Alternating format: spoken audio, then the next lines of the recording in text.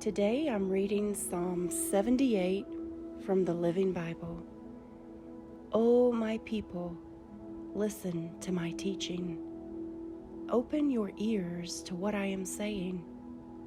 For I will show you lessons from our history, stories handed down to us from former generations. I will reveal these truths to you so that you can describe these glorious deeds of Jehovah to your children and tell them about the mighty miracles he did. For he gave his laws to Israel and commanded our fathers to teach them to their children, so that they in turn could teach their children too. Thus his laws passed down from generation to generation. In this way, each generation has been able to obey his laws and to set its hope anew on God and not forget his glorious miracles. Thus, they did not need to be as their fathers were, stubborn, rebellious, unfaithful, refusing to give their hearts to God. These people of Ephraim, though fully armed, turned their backs and fled when the day of battle came, because they didn't obey his laws. They refused to follow his ways, and they forgot about the wonderful miracles God had done for them and for their fathers in Egypt. For he divided the sea before them and led them through. The water stood banked up along both sides of them. In the daytime, he led them by a cloud, and at night by a pillar of fire. He split open the rocks in the wilderness to give them plenty of water, as though gushing from a spring. Streams poured from the rock, flowing like a river. Yet they kept on with their rebellion, sinning against the God who is above all gods. They murmured and complained, demanding other food than God was giving them. They even spoke against God himself. Why can't he give us decent food as well as water? They grumbled. Jehovah heard them and was angry. The fire of his wrath burned against Israel because they didn't believe in God or trust in him to care for them. Even though he commanded the skies to open, he opened the windows of heaven and rained down manna for their food. He gave them bread from heaven. They ate angels' food. He gave them all that they could hold.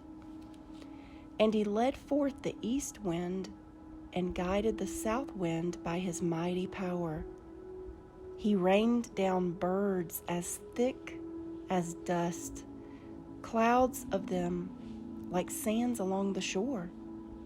He caused the birds to fall to the ground among the tents. The people ate their fill. He gave them what they asked for, but they had hardly finished eating, and the meat was yet in their mouths, when the anger of the Lord rose against them and killed the finest of Israel's young men. Yet even so, the people kept on sinning and refused to believe in miracles.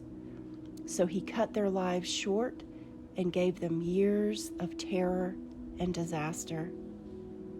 Then, at last, when he had ruined them, they walked a while behind him. How earnestly they turned around and followed him. Then they remembered that God was their rock, that their Savior was the God above all gods. But it was only with their words they followed him, not with their hearts. Their hearts were far away. They did not keep their promises. Yet he was merciful and forgave their sins and didn't destroy them all. Many and many a time he held back his anger, for he remembered that they were merely mortal men, gone in a moment like a breath of wind. Oh, how often they rebelled against him in those desert years and grieved his heart. Again and again they turned away and tempted God to kill them and limited the Holy One of Israel from giving them his blessings. They forgot his power and love and how he had rescued them from their enemies.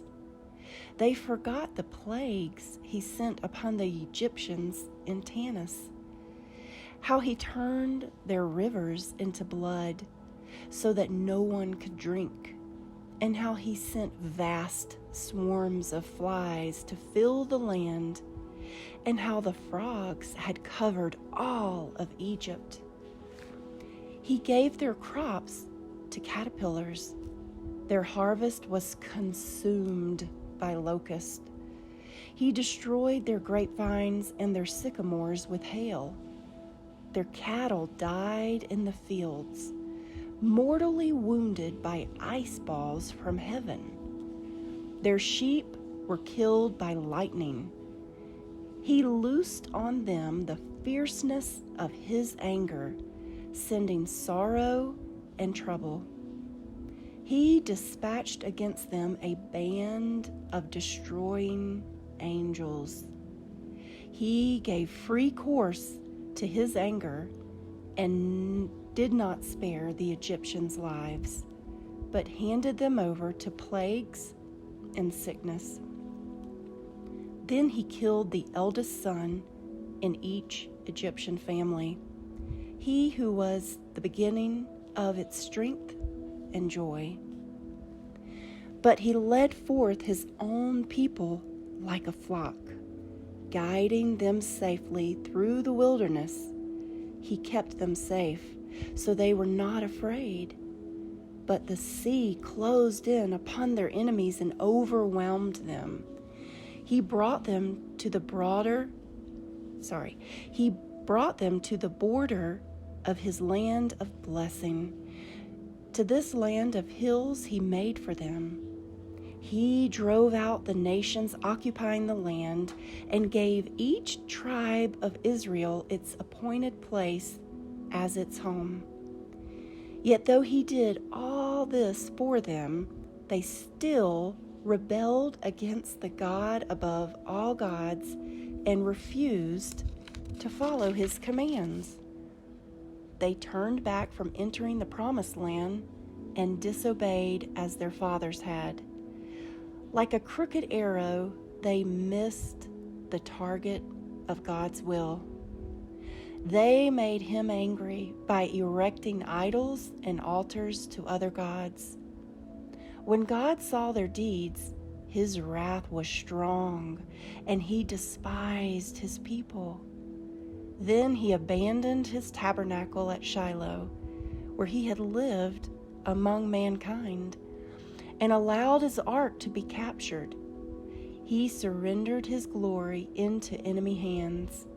He caused his people to be butchered because his anger was intense. Their young men were killed by fire, and their girls died before they were old enough to sing their wedding songs.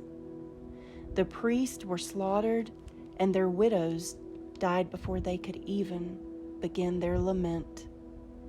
Then the Lord rose up as though awakening from sleep, and like a mighty man aroused by wine, he routed his enemies and drove them back and sent them to eternal shame. But he rejected Joseph's family, the tribe of Ephraim, and chose the tribe of Judah and Mount Zion, which he loved.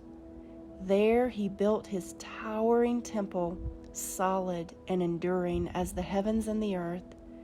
He chose his servant David, taking him from feeding sheep and from following the ewes with lambs. God presented David to his people as their shepherd, and he cared for them with a true heart and skillful hands.